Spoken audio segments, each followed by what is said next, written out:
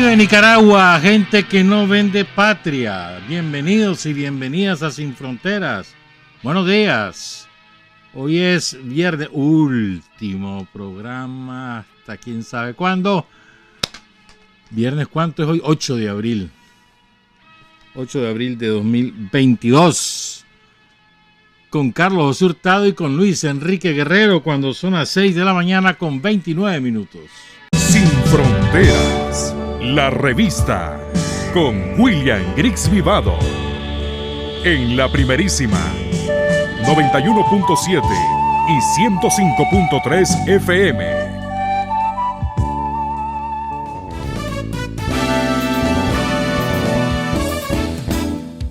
Sin fronteras para decir la verdad. Sin fronteras, trabajar, avanzar, combatir, vencer. Sin fronteras.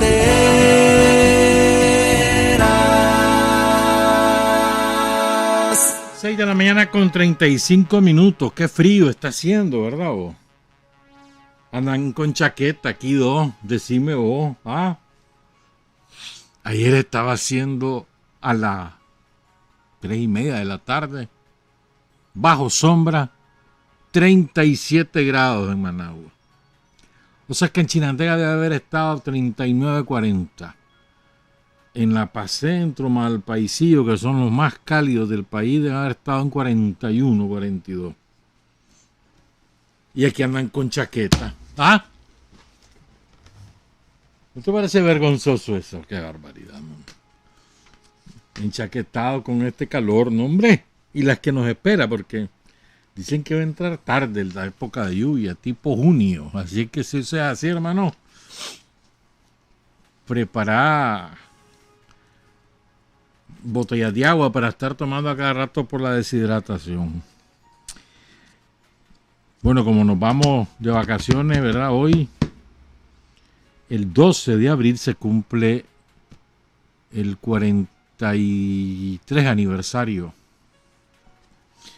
del asesinato, del brutal asesinato de Alejandro Dávila Bolaño.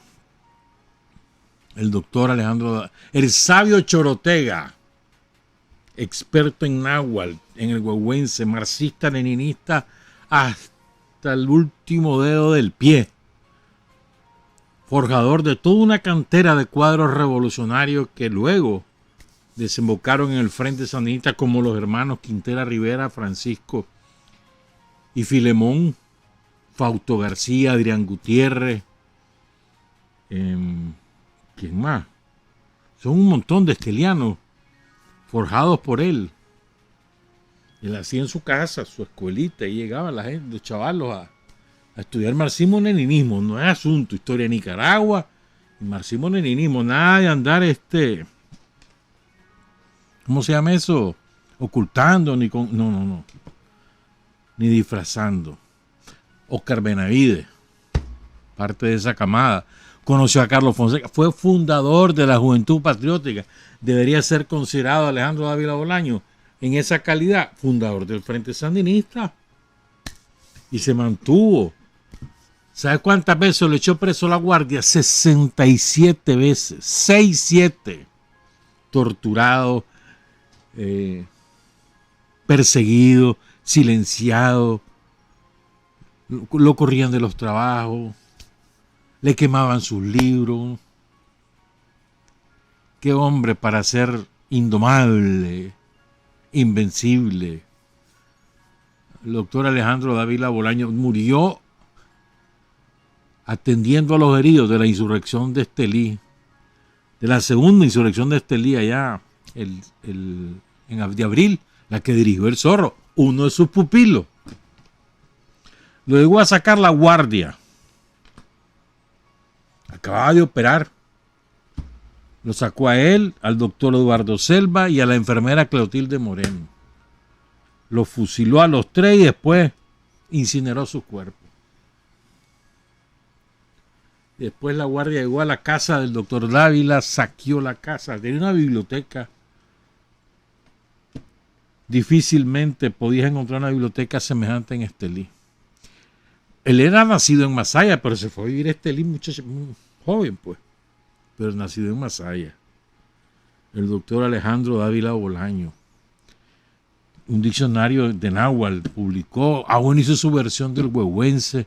Una maravilla ese doctor. Una maravilla. Y ayer fue el aniversario de Rodrigo. Rodrigo le decían algunos, Rodrigo le decían otros, y el macho le decía a todo el mundo, Carlos Agüero Echeverría, uno de los más leales discípulos de Carlos Fonseca, de los más leales y de los más, ¿cómo te dijera yo? De los que más aprendió de Carlos. Carlos Agüero, que cae en Lizagüe, si mal no recuerdo, ahí en el lado de Huaslala, entre Huaslala y Ciuna, iba al frente de la columna obrera de Carrasco, era suplente de la Dirección Nacional al momento que cae, pero para Carlos era miembro de la dirección y era el jefe militar de la brigada Pablo Úbeda.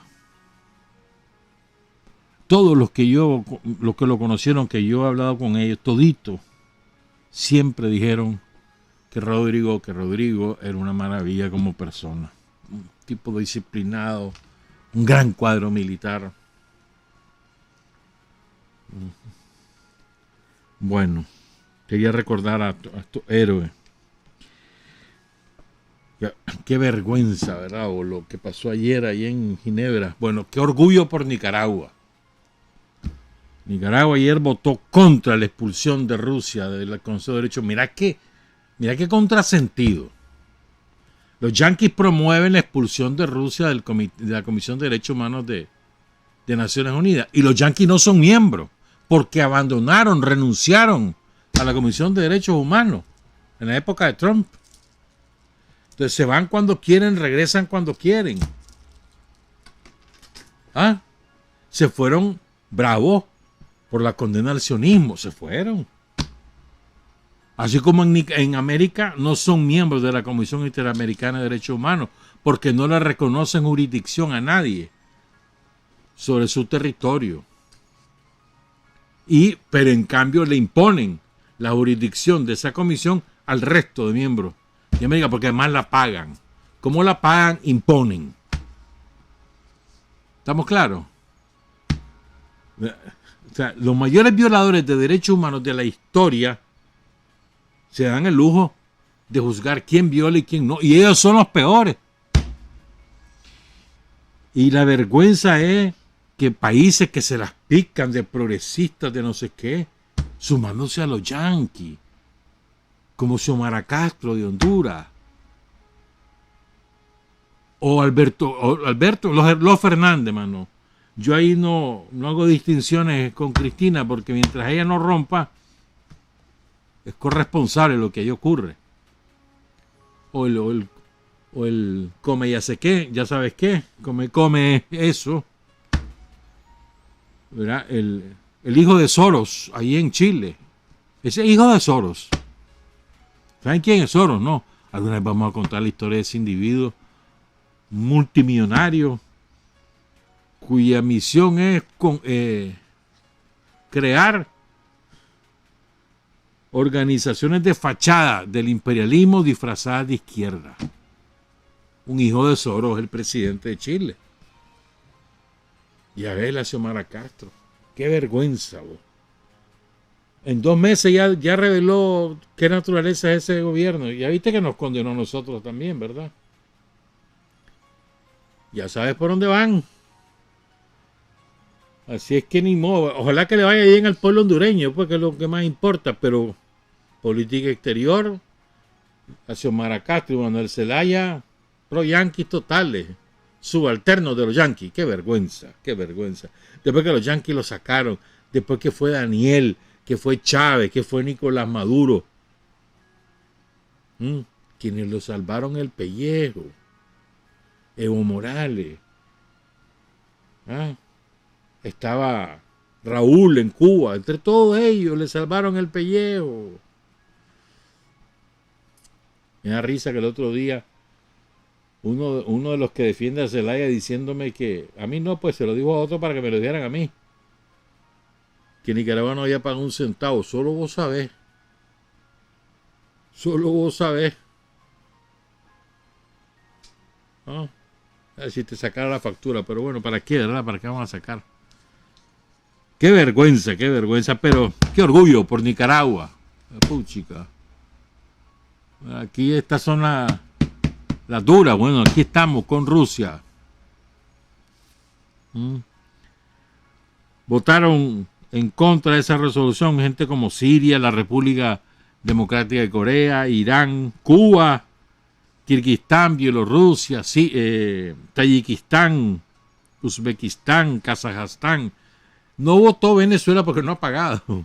Entonces no votó. Pero ahí habló sí el representante de Venezuela. Le dieron el derecho, el uso de la palabra, pero no le dieron derecho a votar. Por eso es que no aparece Venezuela en negro, por eso. Bueno, fíjate que le he estado dando vueltas a esto. Ya vamos a hablar, hay cosas muy feas de ahí del lado de la guerra, pero ya vamos a hablar de eso. Pero es que yo le estaba dando vueltas qué cosas podemos sacar de lecciones de lo que está ocurriendo para nosotros, para los nicaragüenses, para los sandinistas. Y... espérame un momentito. Antes de meternos a eso. Es que otro que da una vergüenza es Serbia. Serbia, que acaba de ganar el presidente. Y el factor principal para una victoria tan avasallante fue el haberse puesto del lado de Rusia. Haberse negado a involucrarse en agresión contra Rusia. Pues el muy cabrón votó a favor de los Estados Unidos ayer. ¿Y sabes qué salió diciendo?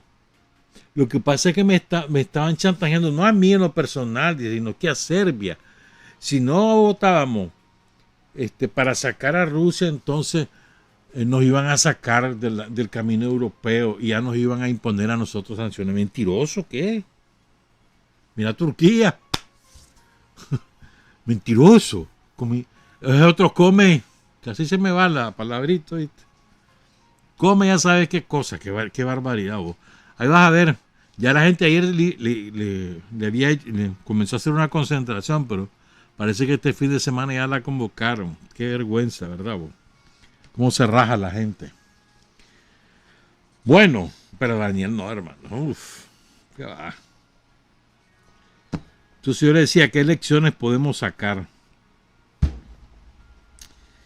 Y entonces me encontré un artículo de un historiador, periodista, que se llama Peter Akopov, quién sabe cómo se pronuncia, que es muy bueno, pero eso lo voy a sacar 2 ideas de ahí, se las quiero compartir y aquí desmenuzamos, pero es que es muy bueno. Oigan lo que dice Akopov. La justicia nunca es abstracta, siempre es concreta e incluso nacional, tradicional. Concepto muy importante. Un maestro, un médico, un soldado no son empleados presupuestarios ni agentes de la ley. Son profesiones respetadas por nuestro pueblo y valoradas por el Estado. Solo un modo de vida justo será aceptado y apoyado por nuestro pueblo, se refiere a Rusia, se convertirá en el fundamento del orden social y entonces nadie podrá destruirlo. Porque la justicia es conciencia y es el principal criterio con el que nuestro pueblo aborda todo, cualquier problema o hecho. Lo que es conforme a conciencia es honesto y por tanto sólido. El sistema que corresponde a las ideas nacionales del bien y del mal, de la verdad y de la justicia, tiene una enorme resistencia interna a cualquier prueba. Y oigan esta idea, ya vamos a desarrollar la que hemos leído, pero oigan esta otra, es una sola. La soberanía más importante está en las cabezas, en los cerebros, en el pensamiento. Solo un poder con mentalidad nacional puede ser verdaderamente soberano. ¿Ah? Salvajada, salvajada. En mi opinión, ¿verdad? Vamos a esto. A ver, la justicia nunca es abstracta. La justicia no es allá en los libros de definiciones teóricas. No, hermano, si no es aplicada, si no la vive el ciudadano, no es justicia. Justicia es acabar con la pobreza. Justicia es acceso a todo mundo por igual a los servicios sociales, a tener garantizada la salud, la educación, la movilidad, la energía, el agua, poder movilizarte por tu comunidad, por el país. Justicia es garantía de que tu voluntad va a ser respetada. Justicia es participación. Fíjense bien, me parece que esta idea es formidable la manera como está formulada. La justicia nunca es abstracta, siempre es concreta, y aquí viene el otro concepto, e incluso nacional, tradicional. Vámonos a Nicaragua. O sea, sobre la base de nuestras tradiciones. No solamente no es una justicia ya puesta en los dogmas que te enseñan en las universidades europeas o yancas, o las de aquí. No son los libros de texto. La justicia es nacional también, tradicional. La hacen tus tradiciones. Parte de la justicia aquí en Nicaragua es disfrutar, por ejemplo, de las fiestas patronales. Parte de tu justicia, sí, es así. De tus tradiciones, de tu música, de tu manera de bailar, de tu manera de hacer, de tu tradición culinaria. Claro, eso también es parte de tu justicia. Pero justicia tradicional en el sentido también, no solo de su aplicación, sino de su concepción. Muy importante. Entonces este hombre dice, solo un modo de vida justo, en ese sentido, sí, en ese sentido amplio de la palabra, no en el sentido justo de lo de la ley, la aplicación, no, espérate, eso no es justicia. Esa es la aplicación de la ley, va pues del derecho, del sistema jurídico, pero eso no es justicia. Solo un modo de vida justo será aceptado y apoyado por nuestro pueblo, se convertirá en el fundamento del orden social y entonces nadie podrá destruirlo. Parece que estuviera describiendo lo que hemos hecho aquí en estos 15 años, que debemos sumarle además los 10 de los 80 porque es parte de un todo, de estos 25 años. Parece que estuviera hablando de nosotros. ¿Verdad? El orden social es indestructible en la medida que es justo. En la medida que es justo. Y si no, vuelvan a ver lo que ocurre en otros países. Está en peligro siempre ese orden social. Está en cuestionamiento el sistema político porque no es justo. Es más, la misma democracia como panacea está en cuestionamiento porque no hay justicia social. La justicia es conciencia. Es linda esta frase. La justicia es conciencia. Y es verdad. Es verdad. Y dice el hombre, piense bien, la justicia es conciencia. Y lo que es conforme a la conciencia es honesto. Y lo que es honesto es sólido. Justicia, conciencia, honestidad, solidez. Salvajada. Y aquí quiero desarrollar más esto porque me parece de extraordinaria importancia. Yo lo tenía apuntado por otro lado, pero me apareció este texto que lo mejora.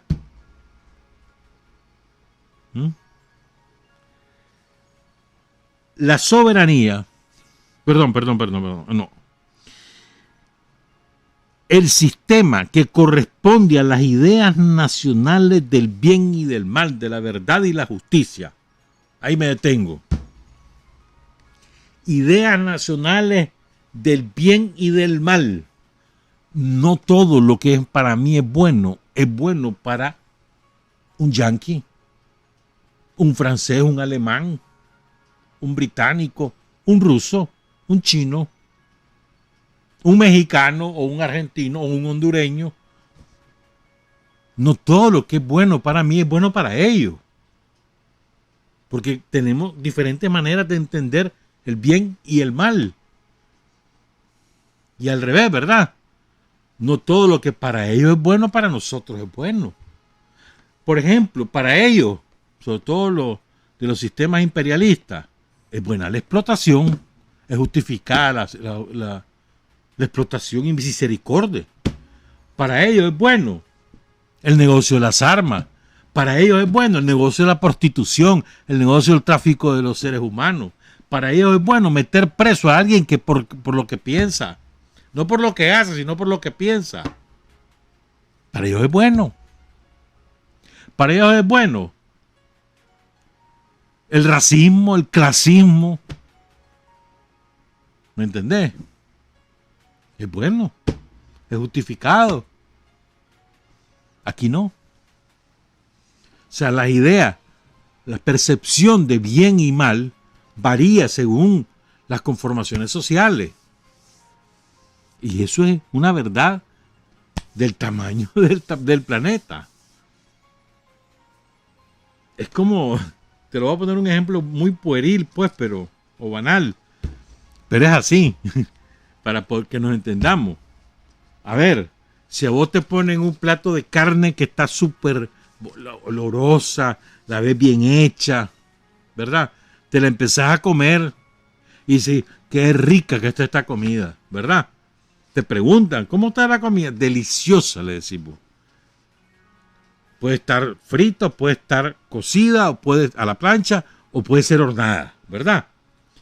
Ya sabes, te la presentaron deliciosa. ¿Ah? El olor estaba de muerte. Ya la probaste y te parece exquisita. Y vos preguntás en ese momento, ¿y qué es?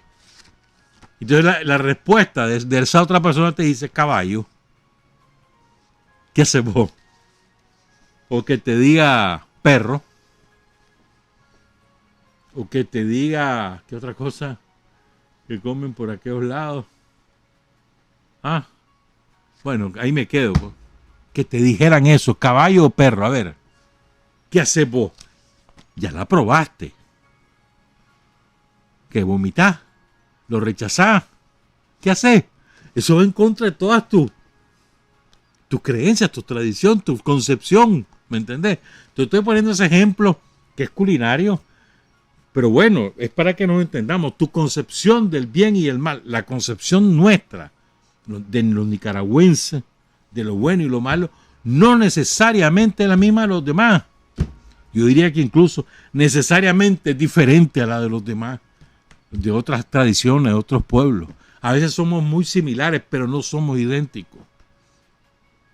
No somos idénticos. Es mentira. Aquí, por ejemplo, usted va, no quiero ofender a nadie, a un país vecino de aquí. Y el hecho de ser ya una persona de dinero ya implica determinada ascendencia sobre el resto de la sociedad. Es más, tener dinero significa tener razón. En serio. O sea, como que comprar la razón con el dinero. A mí me cae mal por eso. Aquí ven a alguien con determinada indumentaria o determinado aspecto físico, aunque tenga 20, 20, 25, ya le dicen don. Porque presumen que tiene reales. No se nos ha quitado esa maña, le hemos ido quitando, pero no se nos ha quitado. Pero bueno, lo que quiero decir es, o sea, la concepción del bien y el mal es también una concepción de tu manera de ser. O sea, o mejor dicho, la concepción del bien y el mal está determinada por tu manera de ser. En eso influye tus tradiciones de raíces originarias, la religión, de verdad, las relaciones entre los grupos sociales, eso influye. Esas tres cosas, más otras más, no son las mismas en otras formaciones sociales. Es más, la concepción del bien y el mal de los que vivimos en el Pacífico es diferente de los pueblos originarios del país.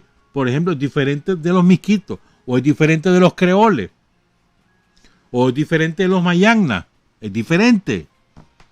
Y somos parte de una misma sociedad, pero son diferentes. Por ejemplo, un misquito jamás va a hacerle daño a un árbol, y eso para un misquito y a un mayagna, hacerle daño a un árbol es hacerle daño a la vida, y para ellos es algo inaceptable.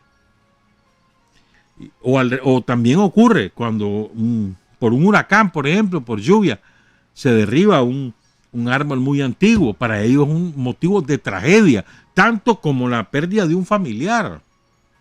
Para nosotros no es así, lo que vimos en el Pacífico. Si me entendés, ¿verdad? Entonces la asociación de bien y de mal no es pareja, no es universal, depende.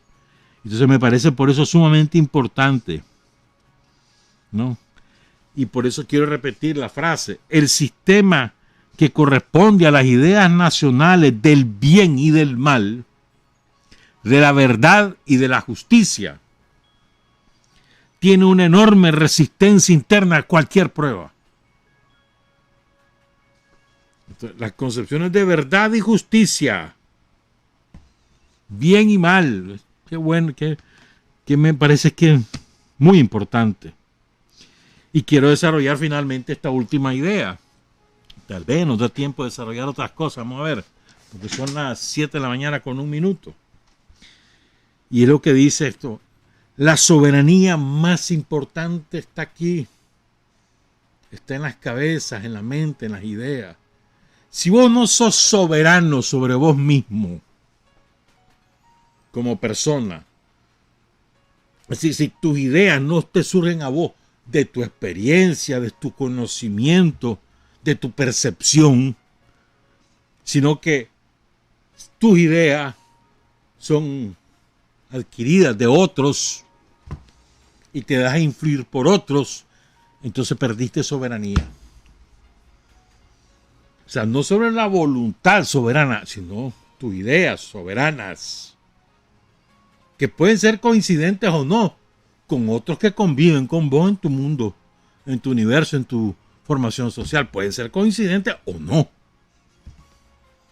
Pero la soberanía empieza por uno mismo. Ya te digo, aquí arriba. Y luego en la voluntad soberana. Esto es sumamente importante. ¿Qué es lo que nos ocurre? A todos.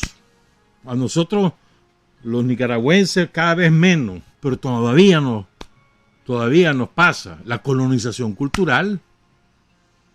Estamos colonizados culturalmente por cultura foránea, la española, la yanca, la europea en general, pues. Estamos colonizados. Y nos cuesta primero darnos cuenta y segundo liberarnos. Nos cuesta. En eso va mucho más avanzado la nación que nosotros mismos. Y eso es gracias al trabajo de Daniel y de Rosario, del Frente Sandinista. En el avance considerable en la conquista de la soberanía, sacudiéndote las tutelas coloniales. Sacudiéndolas. Entonces, y vigilando por tus intereses en todo el sentido de la palabra. Esto es sumamente importante. Y aquí lo resumen, la frase lo resume Peter Akopov. Solo un poder con mentalidad nacional puede ser verdaderamente soberano. ¿Ah? Si nosotros tenemos mentalidad colonizada, no hay manera que ejerzamos soberanía. ¿Qué es lo que le está pasando a los hondureños ahorita? No hay manera que sean soberanos. Tienen un poder colonizado. ¿Me entendés? Soberanía la podés ejercer en la medida que tenés una identidad nacional, una mentalidad nacional. Por eso es tan importante el fortalecer la identidad nacional, el conocer nuestra historia, el profundizar, hurgar en nuestra historia para todo, en la historia reciente y en la historia antigua, preinvasión, y profundizar y conocer y profundizar quiénes son los nicaragüenses y las nicaragüenses que han sabido reivindicar la identidad nacional y enfrentarse al poder colonial desde cualquier trinchera, de la trinchera cultural e ideológica como lo hizo Rubén Darío, o la trinchera militar como la hizo Sandino o Celedón, o la trinchera ancestral e ideológica del doctor Dávila Bolaño, o la de Carlos Fonseca. ¿Cómo no vas a conocer a lo tuyo? Es decir, y eso va forjando la identidad nacional, va forjando el pensamiento nacional, la mentalidad nacional. Es muy importante, o sea, creo que si nosotros lográramos, nosotros hablo no solo el sandinismo, los nicaragüenses, adquiriéramos conciencia que la soberanía empieza en tu pensamiento, de tu pensamiento deriva una voluntad soberana, y de tu pensamiento soberano y de tu voluntad soberana, si la sumas al pensamiento y la voluntad soberana de todo el colectivo de la sociedad nicaragüense, estamos al otro lado del camino, hermano. Cierro pues releyendo estas dos cosas, no todo, sino la idea, el resumen de las ideas. La justicia no es abstracta, sino es concreta y es nacional o tradicional. Solo cuando hay justicia el pueblo acepta el modelo social y se cohesiona. Cuando hay justicia. Justicia en el sentido amplio de la palabra, no en el sentido de los tribunales. La justicia es conciencia.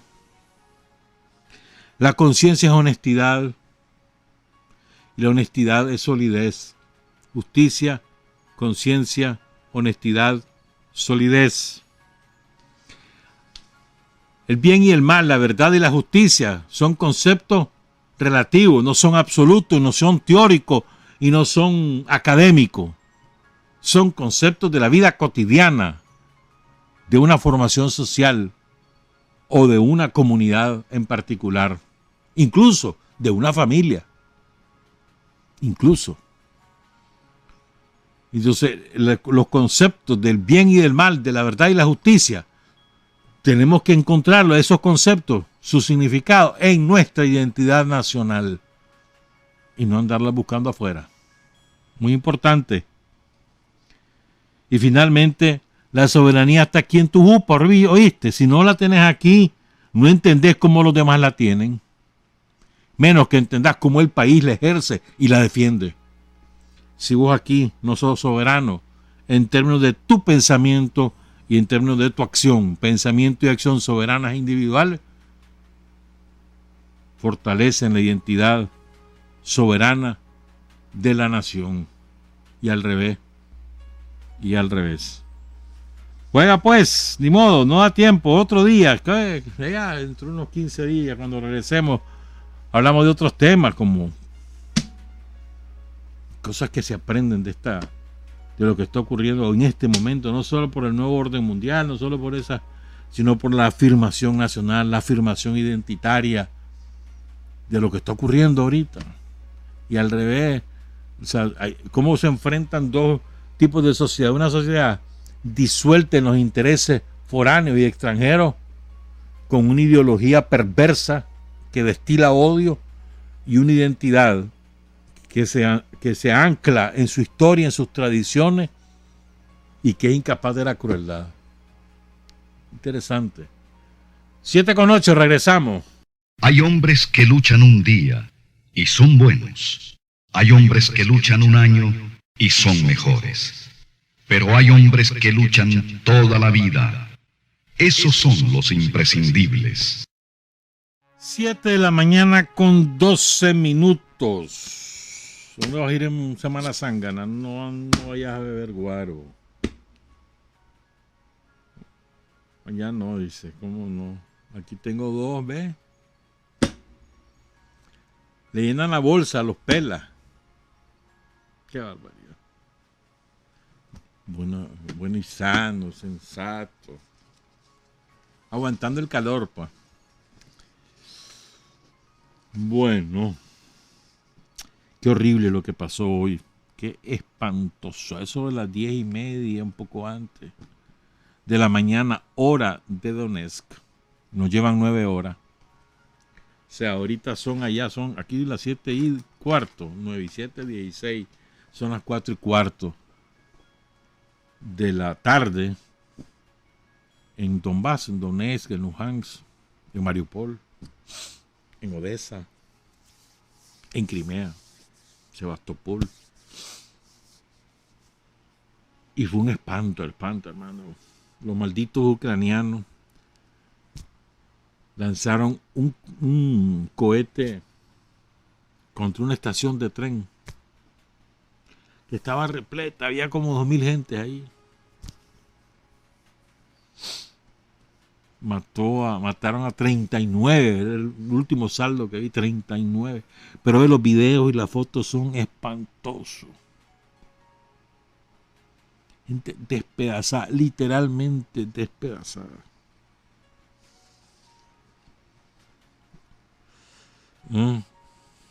Y incluyendo, habían 4 niños, hay más de 100 heridos. ¿Y cómo sabemos que fueron ellos? Por el misil que lanzaron. Los rusos no tienen un Toshka-U. Hace rato lo desecharon. Y son fabricación soviética. Y los ucranianos ese fue el mismo que lanzaron sobre el centro de Donetsk. ¿Te acordás?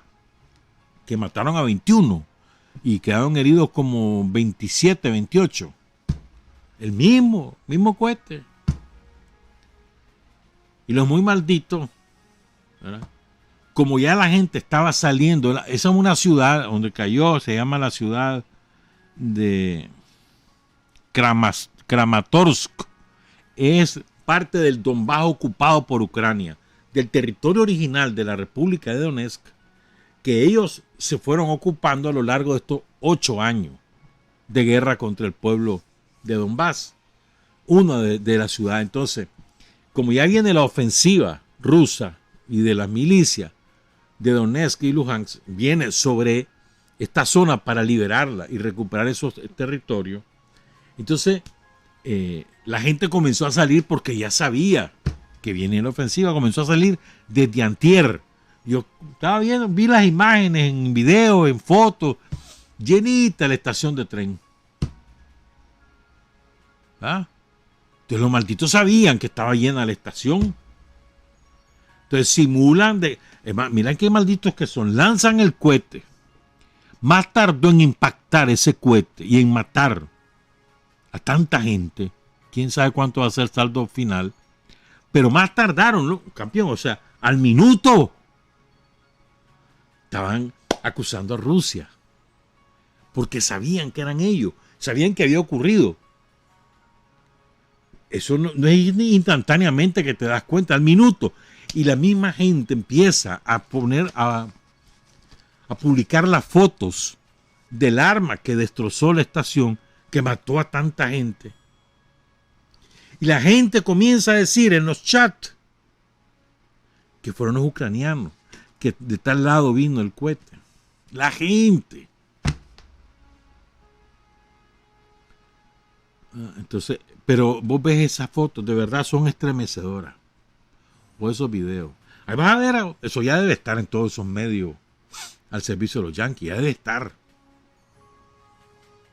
diciendo que barbaridad, los rusos, qué horrible, mira la masacre. Han inventado violaciones, asesinatos, fosas comunes, todo esto ya han inventado. ¿Ah? Y entonces ya te aseguro que eso está ahorita, ¿ves? Yo por eso mejor prefiero abstenerme de ir a esos tipos de medios, que son pura propaganda. Entonces mejor me voy con la gente. Gente que tiene independiente, porque tiene sus páginas web, sus canales. Ahí, esa es mi fuente principal. Pero bueno, pues 39 muertos, yo no sé cuánto irá ya, mano. Qué barbaridad, qué horrible, qué horrible, qué horrible, qué horrible, qué espantoso. Bueno, en mi opinión, eso fue deliberado, con dos objetivos. Primero, para impedir que la gente se siga yendo, porque en la medida que se va la gente, ellos pierden su escudo defensivo. Los malditos ucranianos, los nazis, no son capaces de dar el combate con sus propias fuerzas y respetar a los ciudadanos, sino que se escudan en los ciudadanos, se escudan en ellos. Les prohíben salir de los edificios para ellos meterse ahí a trincherarse, porque saben que los rusos no van a disparar contra un edificio ocupado por civiles. Son un maldito. Entonces, para impedir que la gente se fuera, lanzan ese cohete. Esa es la primera razón. Y la segunda es, como saben que lo van a hacer, le dicen a los medios, a sus medios, mira, va a haber a tal cosa, a tal hora, estate preparado para la cobertura. Es decir, para utilizar eso en contra de Rusia. Y como toda la maquinaria de propaganda de los yanquis y de los europeos está favoreciendo los intereses de los asesinos ahí en Ucrania, entonces facilito la tienen. En mi opinión, por esa razón se hizo eso. Pero fue una cosa espantosa. Bueno.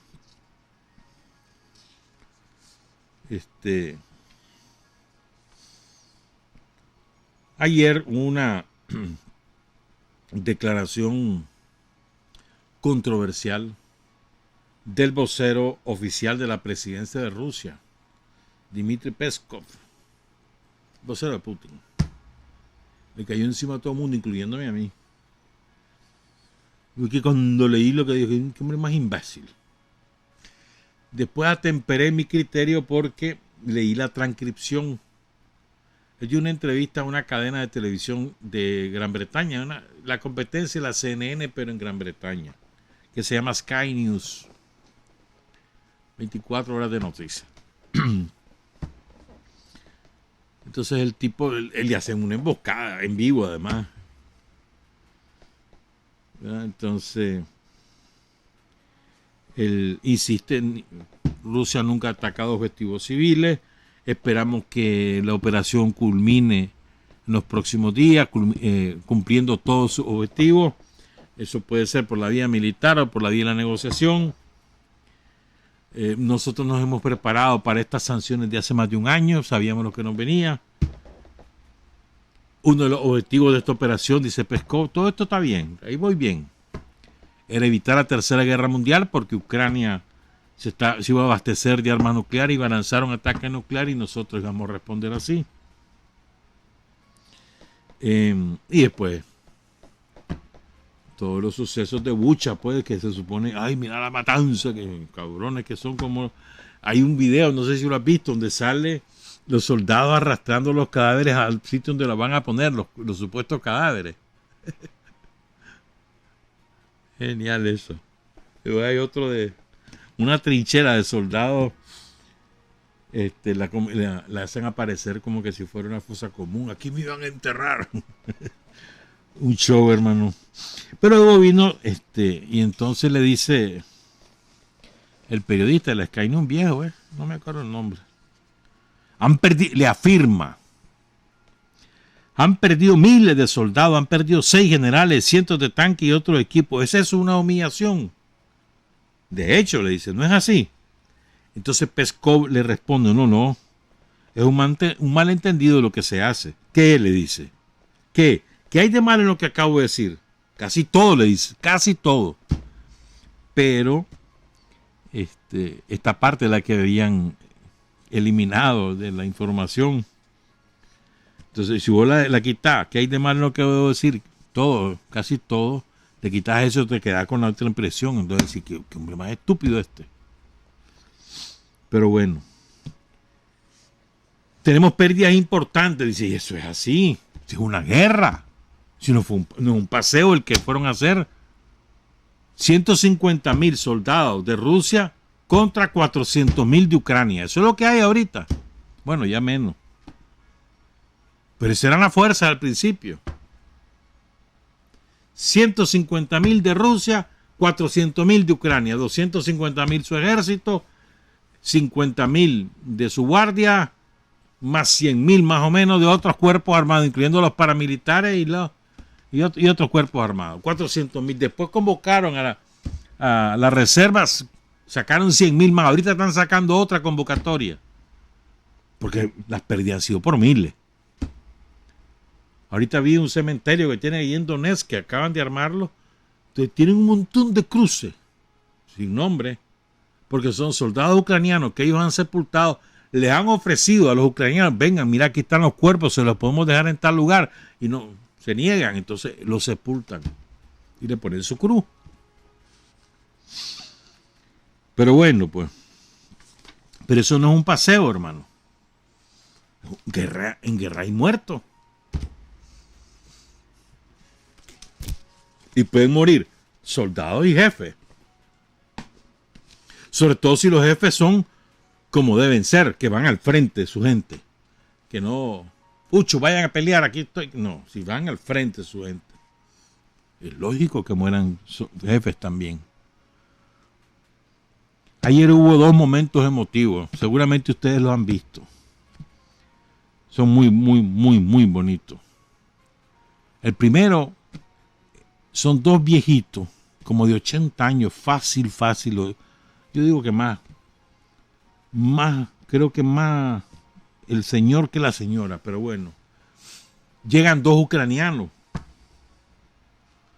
a sabiendas que los 2 viejitos son prorrusos. Es una aldea, porque es rural. Llegan los 2 ucranianos, uno va filmando y el otro hace la pantomima. Y llegan a hacer el show. Ellos saben que los viejitos son prorrusos. ¿Verdad? Entonces hacen el show. Se hacen pasar por ruso. Primero llega el viejito, que parece que incluso tiene dificultad para oír o para entender. Y al minuto se ve a la viejita que sale con su bandera roja. Una cosa de lo más lindo, hermano. Sale de un portón, ¿no? No me acuerdo cómo se dice aquí. No es un portón, hombre. Bueno, ahí me voy a acordar. Sale de ahí y se dirige donde están los supuestos rusos. ¿Verdad? Y entonces la viejita va con su bandera roja. ¡Feliz! De los malditos, le dicen. Nos estaban esperando. Y muy esperados, por supuesto, le dice la señora. Rezamos por ti, por Putin, por todo el pueblo. Ella no sabe que los que tiene enfrente son ucranianos. Entonces le sigue el hombre.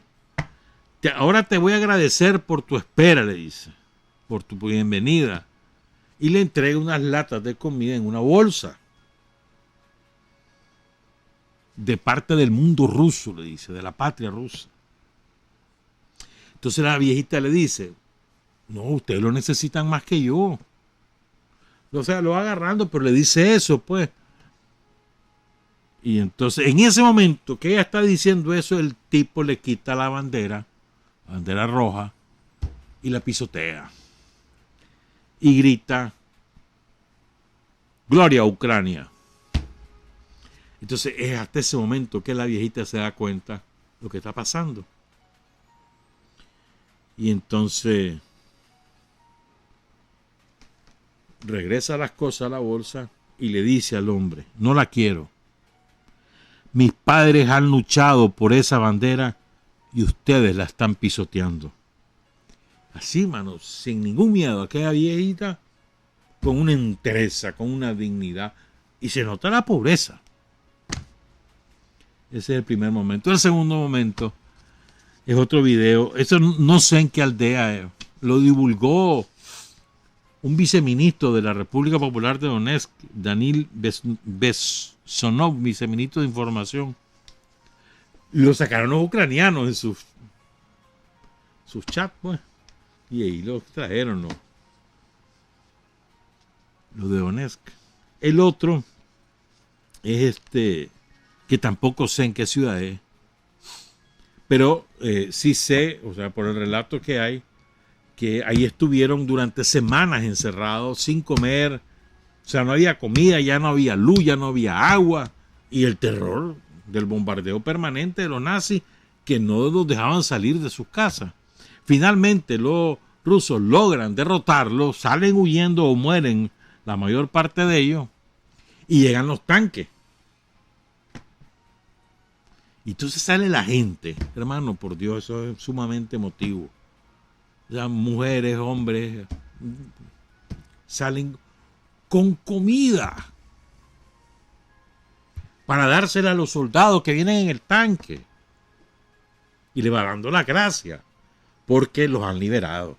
Es una cosa impresionante. Impresionante.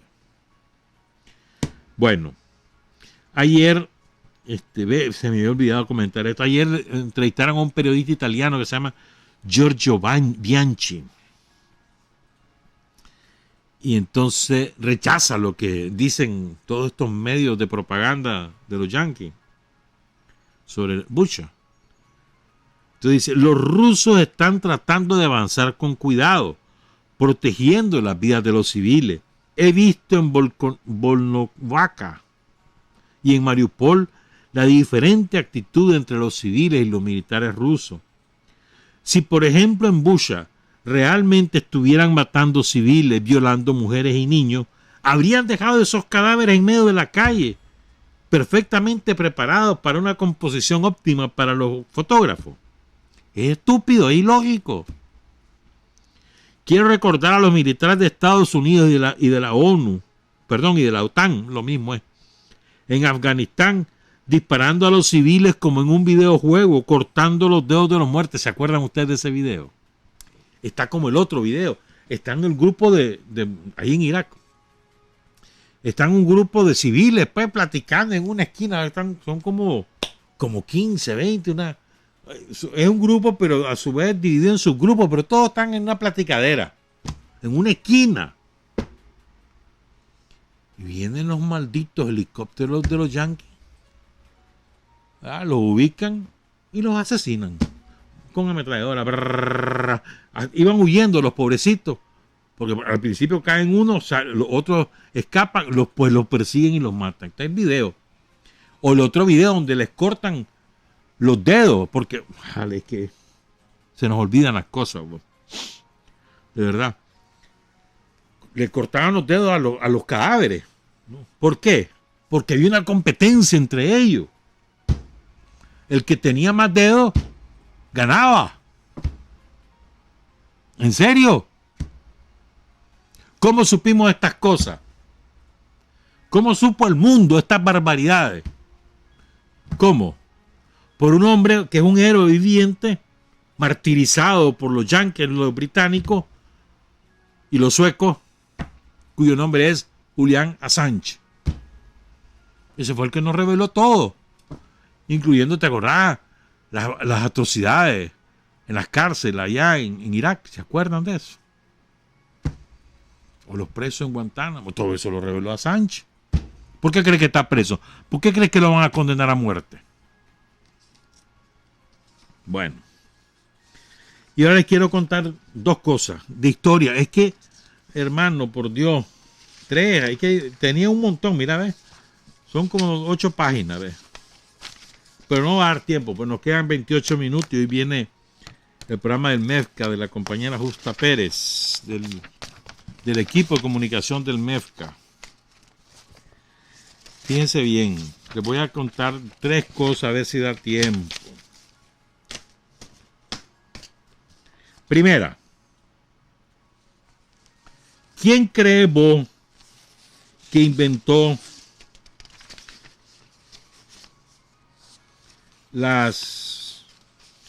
este tipo de justificaciones de masacre?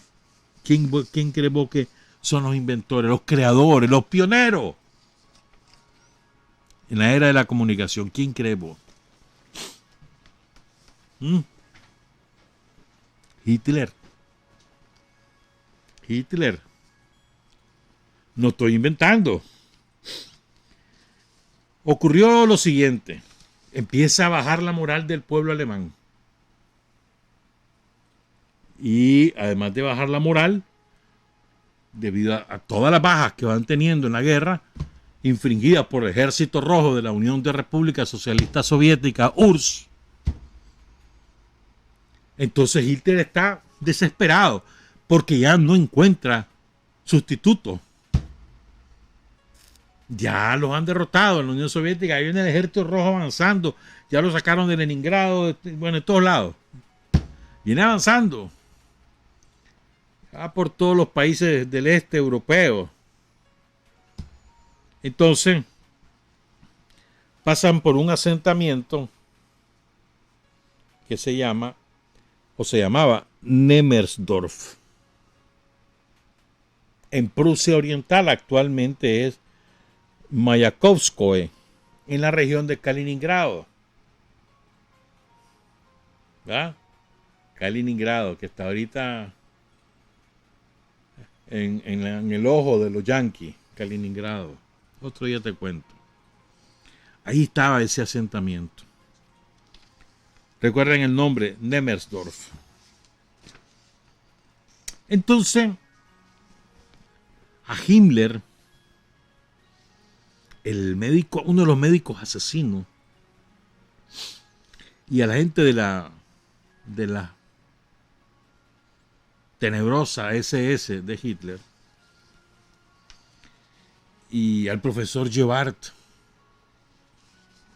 se les ocurre hacer esta maniobra. Ocurrió el 21 de octubre de 1944. Se retira el Ejército Rojo y va avanzando, va buscando Berlín. ¿No? Entonces llega la SS con estos piches y abren las tumbas. Sacan a 26 cadáveres. ¿Verdad? Casi todos de soldados alemanes. Entonces los abren, le sacan las tripas. De verdad, no estoy mintiendo. Le sacan las tripas, les cortaban los brazos, les agarraban los ojos y todos lo filman. En aquella época, no para televisión, sino para cine. Todos lo filman. Y como están cerca relativamente de Berlín, bueno, lo filman y le toman fotos, obviamente, ¿verdad? Y jale para Berlín. Y empiezan a difundir eso como la barbarie de los rusos en los cines, en los auditorios, en las plazas, porque había plazas donde convocaban a la gente y le ponían una pantalla.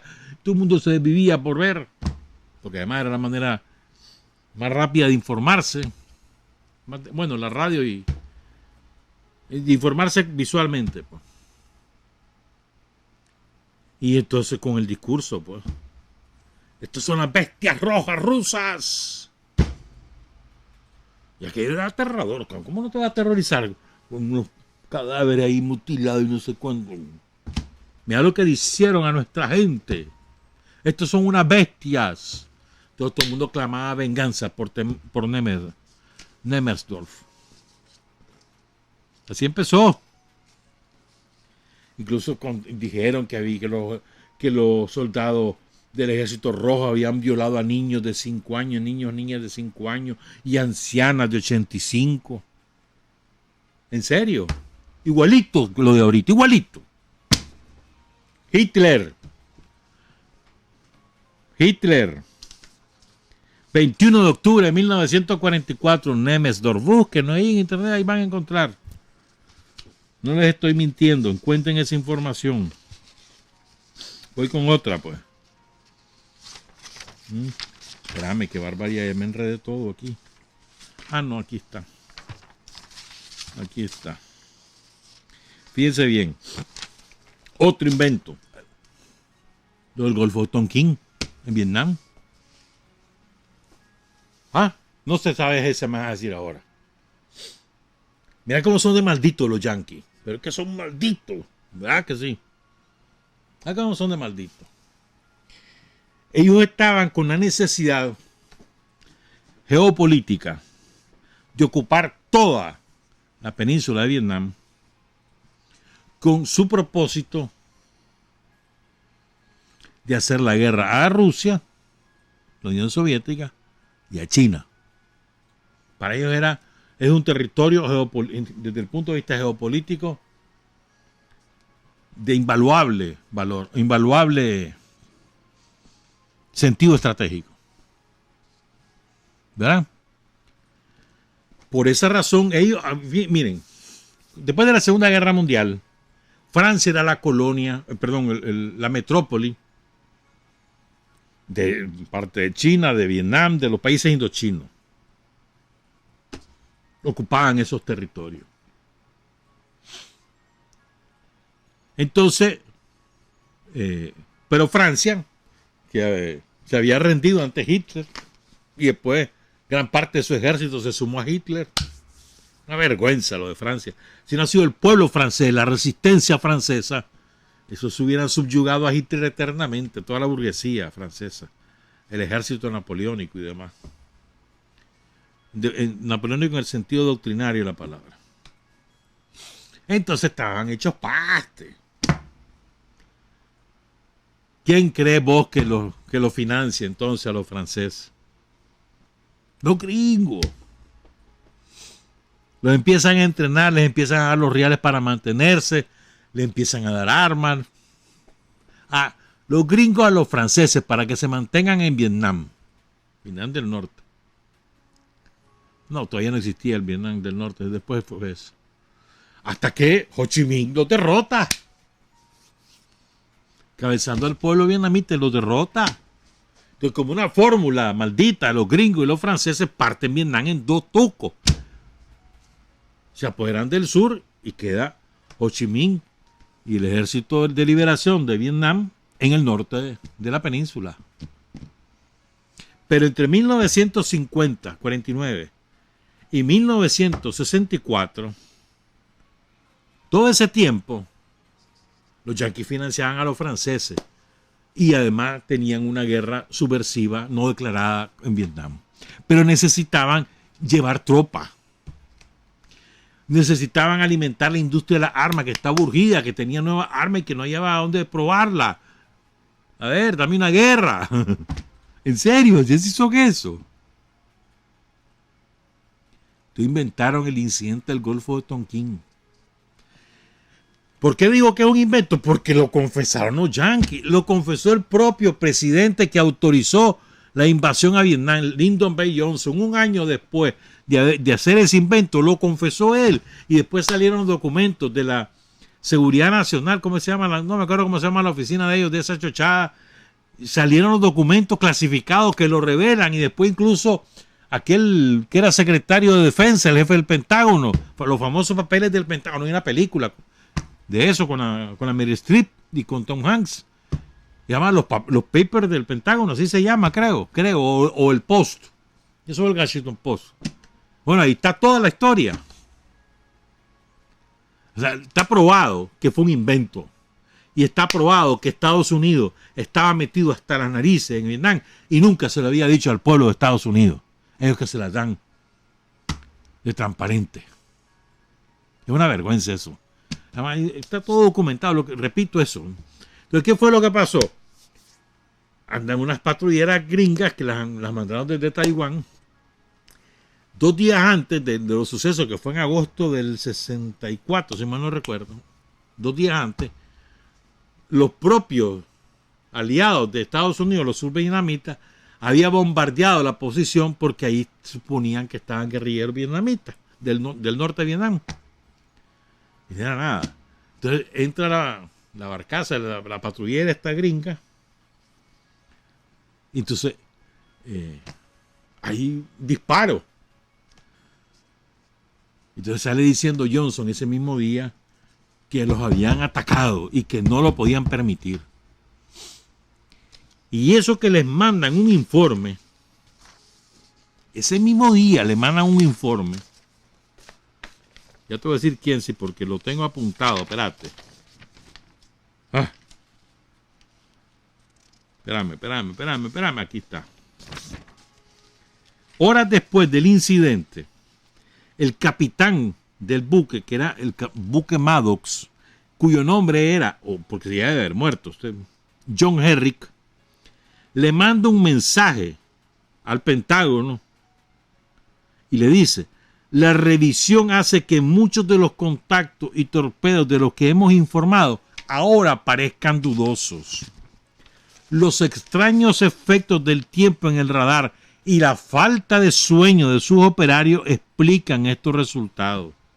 No hubo avistamientos visuales por parte del Maddox.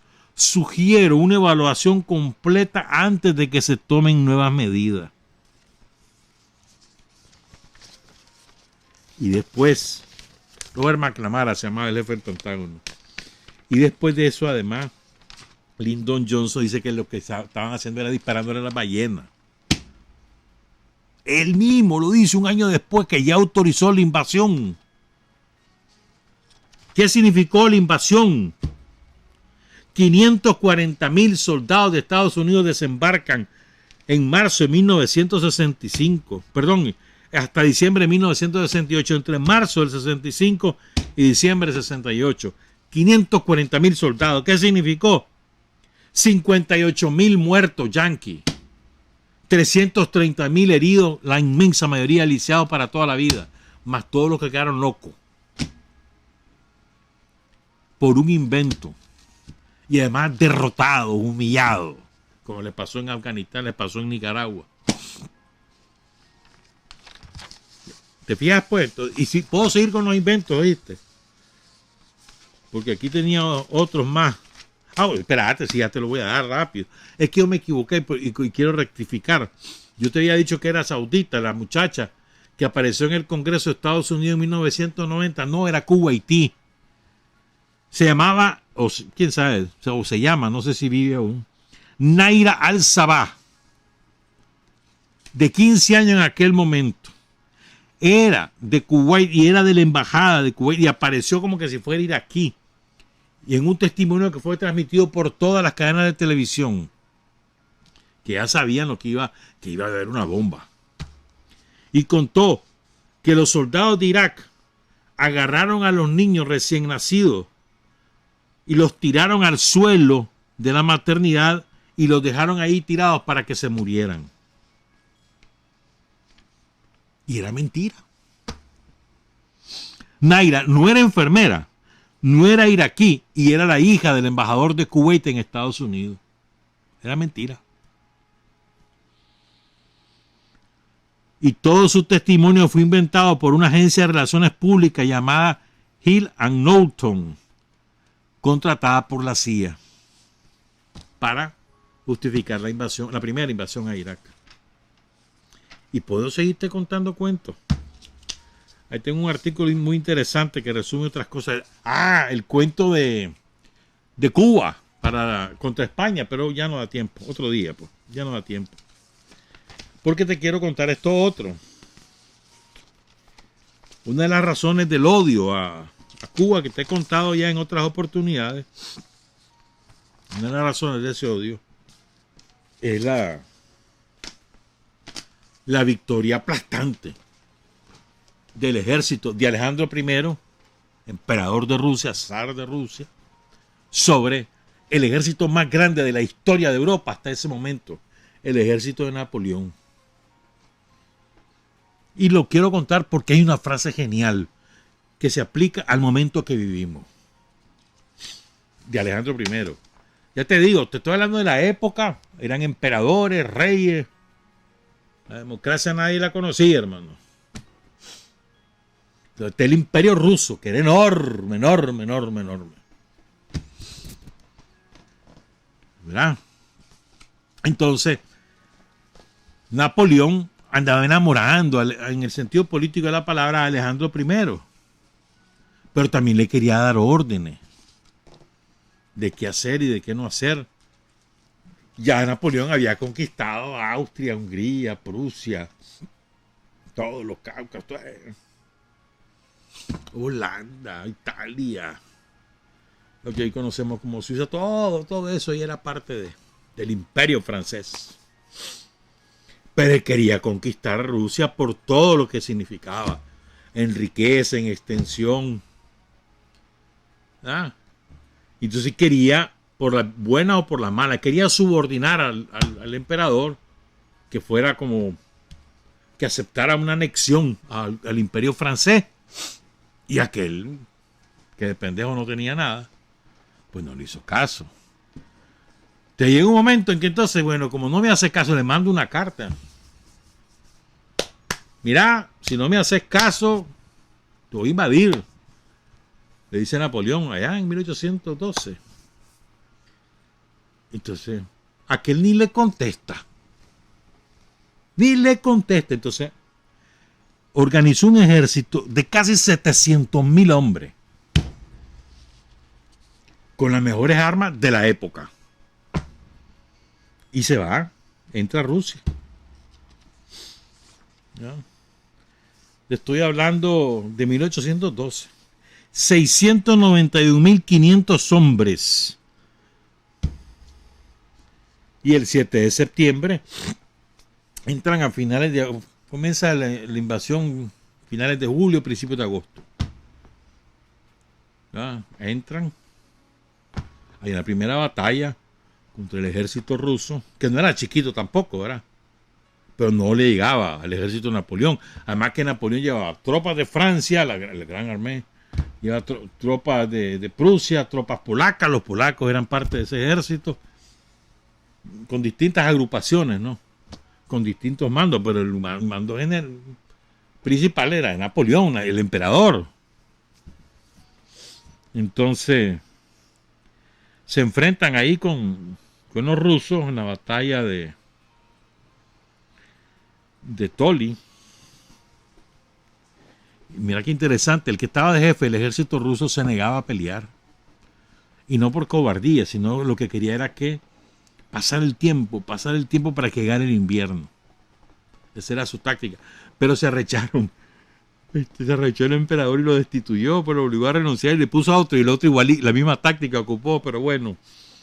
El caso es que el 7 de septiembre del calendario actual, de aquella época, el calendario ruso, el 26 de agosto, el ejército de Napoleón derrota a los rusos en una batalla terrible en Borodino, o Borodino, como querrá, ¿verdad? Y la mitad del ejército ruso lo aniquiló Napoleón ahí. Él también sufrió fuertes pérdidas, pero para los rusos fue terrible. Le costó recuperar a su gente. Mucha gente desertó. Finalmente reagrupa, pues, pero Napoleón sigue rumbo a Moscú. ¿Ya? Ponen cuidado lo que pasa en Moscú. Esto es genial, pues. Entonces, Napoleón se va con la avanzada, 100,000 hombres, y él va dejando las agrupaciones de su ejército ocupando distintos territorios de Rusia, y además lleva mucha gente que va cansada, que no aguanta el ritmo, y ya comienza el invierno a apretar, las grandes estepas rusas y demás. Entonces el caso es que llega a Moscú, pues, el 14 de septiembre de 1802. Y ahí, la costumbre de la época, a través de la guerra imperiales, de la guerra de los señores feudales, de los terratenientes, era que cuando vos llegabas al centro de poder del enemigo, el que era jefe del ejército enemigo tenía que irse a rendir ante vos.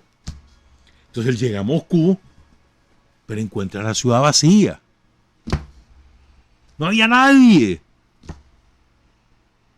Vaciaron la ciudad. Moscú no era la capital. La capital era San Petersburgo. Pero a Moscú, los zares iban con frecuencia a Moscú y ahí pernoctaban. Pero no era la capital. Y entonces, oigan, la capital definitivamente fue con Lenin, además. Miren qué malditos los rusos. Sacan a la gente, ¿verdad? No queda nadie. Y en la noche de ese primer día le prenden fuego a la ciudad. Por distintos puntos. La ciudad era de madera. Aquello pasó ardiendo como una semana. No quedó nada de Moscú. Entonces Napoleón se ve en Moscú, ya empieza, ya está el otoño, ya hay frío, sin provisiones, sin un lugar donde pernoctar, albergarse, tener fogata, esas cosas, pues abrigarse. Y además sin que el emperador Alejandro I se rinda. Pasa 3 semanas esperando que Alejandro le conteste. Entonces cuando ya se ve que va pasando el tiempo y entra octubre, que Alejandrito no se rindió, que no tiene que comer, entonces van de regreso. Y en el regreso los están esperando los rusos.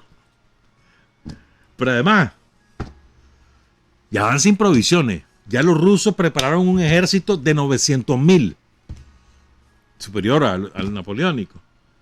Van sin provisiones. El frío. Entonces, y como además ya no había pasto por el frío, entonces los caballos no tenían que comer, los caballos se les comienzan a morir en el camino. Entonces los soldados comienzan a comer caballo, pero a caminar. Cargando aquellas chochadas de la época. Mal comido. Entonces lo que querían los soldados más bien que se murieran los caballos. En serio.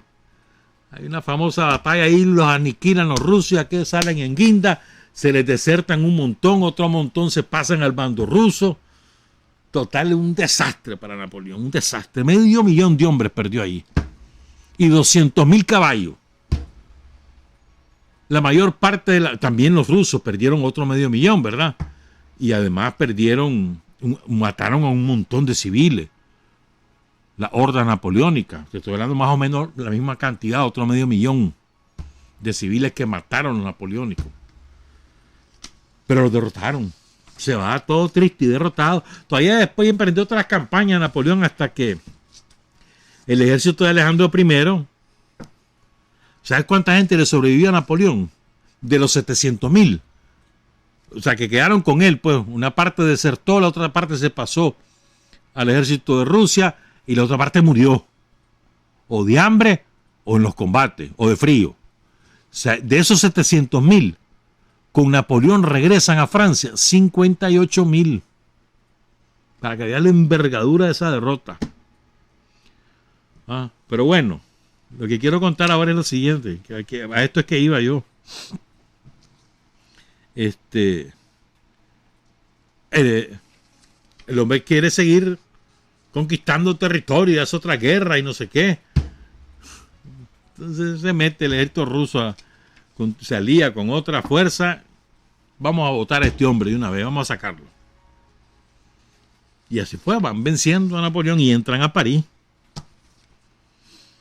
Era el 31 de marzo de 1014. Derrotado Napoleón, no está él ahí, estaba afuera. Y entran Alejandro I, el emperador ruso, el zar ruso, entra a París al frente de las tropas, ¿viste? Entonces, hay esta anécdota, que la cita una historiadora francesa. Mira lo que es la vida, olvidada, la historiadora olvidada y también su obra. La obra es La vida de Alejandro I. Ella se llama Adrienne Aigrón. Publicó su libro en 1826. Ya estaba muerto ya Napoleón en las islas de Santa Elena. Y entonces cuenta la siguiente anécdota. Dice que una delegación del Senado francés le llega a decir a Napoleón, a Napoleón I, que ya Napoleón había renunciado, había abdicado, hizo una trampa, quiso abdicar a nombre de su hijo y le dijeron, no, sin condiciones y te me vas a una isla si querés conservar la vida. Y entonces, esto es lo que quiero decir. Dice el emperador ruso, mirá cómo es, cómo se repite la historia. De esto hace 200 años. 210. Dice el emperador ruso, el hombre que me llamó su aliado, y así como le decían a Putin, el hombre que me llamó su aliado ha venido a mi país como un conquistador. Es a él, a Napoleón, a quien he declarado la guerra, no a Francia. Soy amigo del pueblo francés. Sería justo, sería sabio dar a Francia instituciones estables y liberales en consonancia con el espíritu de los tiempos. Y como prueba de la alianza duradera que deseo establecer entre mi imperio, entre Rusia, la gran Rusia, y Francia, le devuelvo todos los prisioneros franceses retenidos en Rusia. Clase magnanimidad, ¿no? Entonces, mi pleito es con Napoleón, no es con ustedes. Es que ahorita, ¿mi pleito con quién es? Con el imperialismo y su jefe. Macron, que se las quiere dar, ojalá que pierda las elecciones el domingo. Ojalá que las pierda. La primera vuelta es en Francia este domingo.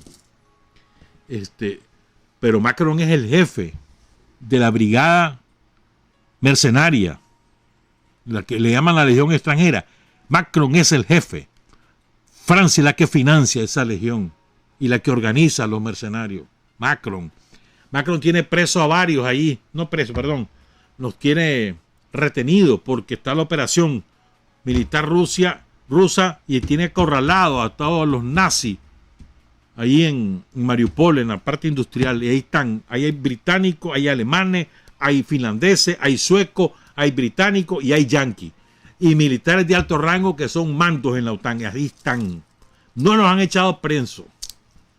Pero Rusia los quiere presos y los quiere vivos para demostrar, miren, estos son los que dirigían la guerra. Nos vemos dentro de unos no sé cuántos días, no sé, después de Semana Santa. Pásenla bien, descansen, diviértanse, sin guar, hombre. Vayan a pasear a todo el país, hombre. Está bonito Nicaragua. Siempre lo ha estado, pero ahora está mejor. Trabajar, avanzar, combatir, vencer. Patria y libertad. Revolución es sentido del momento histórico. Es cambiar todo lo que debe ser cambiado. Es igualdad y libertad plenas. Es ser tratado y tratar a los demás como seres humanos. Es emanciparnos por nosotros mismos y con nuestros propios esfuerzos. Es desafiar poderosas fuerzas dominantes dentro y fuera del ámbito social y nacional. Es defender valores en los que se cree, al precio de cualquier sacrificio. Es modestia, desinterés, altruismo, solidaridad y heroísmo. Es no mentir jamás ni violar principios éticos. Es convicción profunda de que no existe fuerza en el mundo capaz de aplastar la fuerza de la verdad y las ideas. Revolución es unidad, es independencia, es luchar por nuestro sueño de justicia para Cuba y para el mundo, que es la base de nuestro patriotismo, nuestro socialismo y nuestro internacionalismo.